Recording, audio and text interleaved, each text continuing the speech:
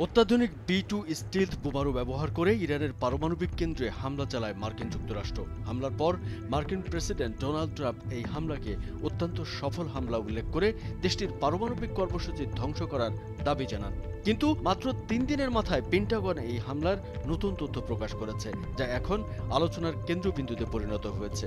Pentagon বলছে, ইরানের পারমাণবিক স্থাপনায় যুক্তরাষ্ট্রের চালানো বিমান হামলায় দেশটির পারমাণবিক কর্মসূচি ধ্বংস হয়নি। এই হামলা শুধুমাত্র দেশটির পারমাণবিক কার্যক্রম কয়েক মাস পিছিয়ে দিয়েছে।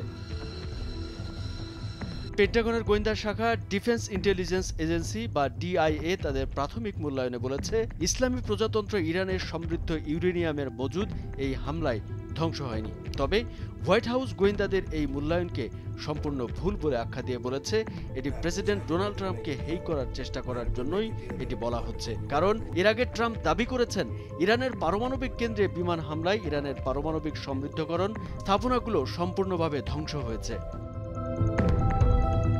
অবশ্য পেন্টাগনের এই তথ্যের পর ডোনাল্ড ট্রাম্প তার ট্রুথ সোশ্যাল মিডিয়ায় একটি পোস্ট দিয়ে দাবি করেছেন, CNN ও নিউ ইয়র্ক টাইমসের ওই প্রতিবেদন সত্যি নয়। তারা সামরিক ইতিহাসের সবচেয়ে সফল একটি অভিযানকে হেয় করার চেষ্টা করেছে। কিন্তু গোয়েন্দা সূত্রগুলো নিশ্চিত করেছে যে হামলার আগেই ইরান সমৃদ্ধ ইউরেনিয়াম মজুদের কিছু অংশ স্থানান্তরিত করেছিল। এখন ইরান পারমাণবিক কর্মসূচি পুনরায় শুরু করার বিষয়টি নির্ভর করবে দেশটির খনন এবং মেরামত করতে কত সময় নেয় তার উপর।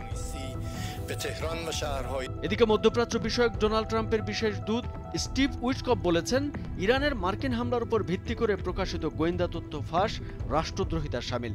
তিনি ফক্স নিউজকে বলেন, এটি অত্যন্ত নিন্দনীয়, রাষ্ট্রদ্রোহিতার মতো, এবং এটি অবশ্যই তদন্ত হওয়া উচিত। যারা এর জন্য দায়ী তাদের জবাবদিহিতার আওতায় আনতে হবে। তিনি জোর দিয়ে দাবি জানিয়েছেন, সেগুলো সম্পূর্ণ ধ্বংস হয়েছে, এ বিষয়ে কোনো সন্দেহ নেই।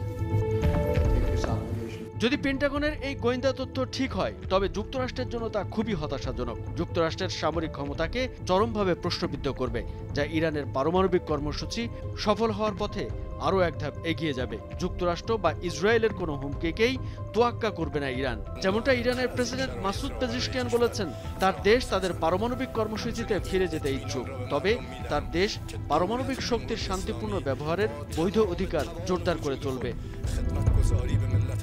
কামরুজ্জামান আরিফ, ভোরের কাগজ।